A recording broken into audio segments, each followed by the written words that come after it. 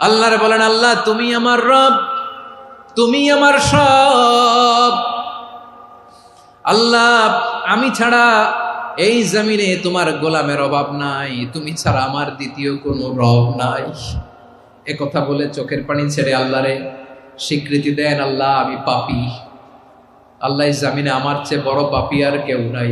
অজু করে সিজদায় লুটিয়ে পড়ে চোখের পানি ছেড়ে আল্লাহরে পাপের স্বীকৃতি দেন, আল্লাহ এমন কোন জুলুম নাই, গুনাহ নাই আমি করি নাই, সগীরা কবিরা, জেনে না জেনে, ইচ্ছায় অনিচ্ছায়, শিরকি বেদাতি সব গুনাহ করেছি।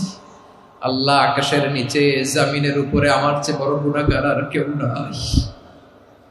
চোখের পানি ছেড়ে আল্লাহরে বলেন, আল্লাহ আমি ছাড়া তোমার গোলামের অভাব নাই, তুমি ছাড়া আমার দ্বিতীয় কোনো রব নাই, তুমি ছাড়া তো কেউ আমার গুনাহ ক্ষমা করার নাই, তুমি আমার রব, তুমি আমার সব। বলতে পারবেন?